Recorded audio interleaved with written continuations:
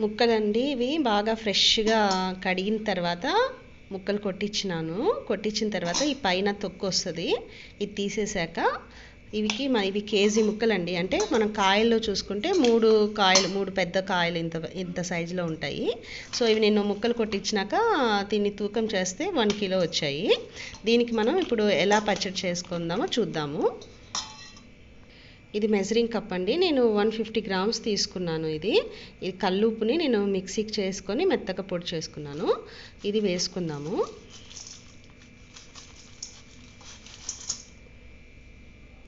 ఇది కారం అండి, 3 మ్యాంగోస్ కారము. ఇది 100 గ్రామ్స్ తీసుకున్నాను.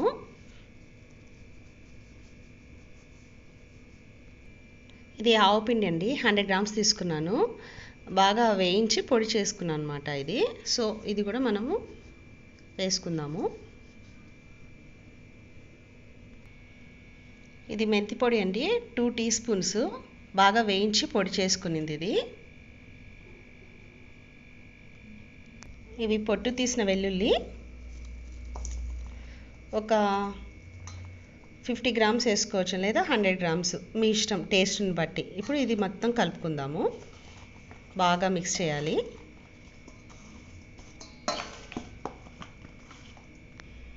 బాగా కలుపుకున్నామండి, అసలు తడిలు ఉండకూడదు అసలు.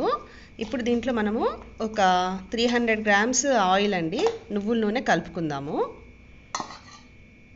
ఇది మెజరింగ్ కప్తోనే నేను 300 ml తీసుకున్నాను ఆయిల్.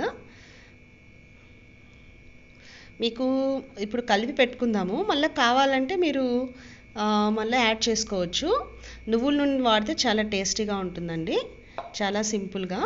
సో ఇది బాగా కలుపుకుందాం. మళ్ళీ మనము బాగా కలిపేసామండి. కలిపేశాక ఇది మనము 3 days పక్కన పెడతాము. అప్పుడు మనకి నూనె ఎంత కావాలి, తర్వాత ఏమైనా యాడ్ చేయాల్సి వస్తే యాడ్ చేసుకోవచ్చు. మన ఆవకాయ పచ్చడి రెడీ అయిపోయింది.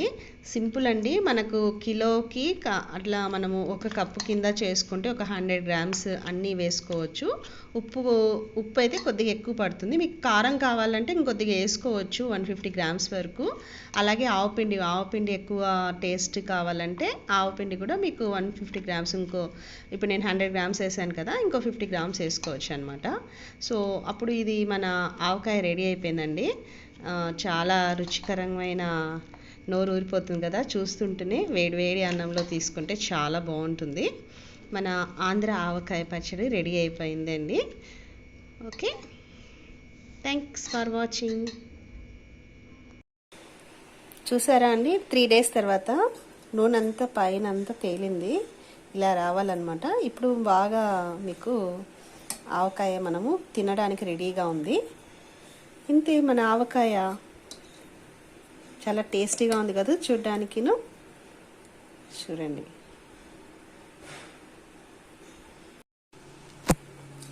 ఇప్పుడు మీరు దీన్ని జాడీలలో కానీ, లేదా గాజు సీసాల్లో కానీ, లేదా ప్లాస్టిక్ డబ్బాల్లో తీసి పెట్టుకోండి. నీళ్ళు మాత్రం తగలనియద్దు. చక్కగా సంవత్సరం పాటు నిల్వ ఉంటుందండి. వేడి అన్నంలో బాగా నెయ్యి వేసుకొని తీసుకోండి. మన టేస్టీ ఆవకాయ రెడీ అయిపోయింది. చాలా సింపుల్గా, ఈజీగా. మీరు కూడా ట్రై చేస్తారు కదా. థ్యాంక్స్ ఫర్ వాచింగ్ అండి. బాయ్.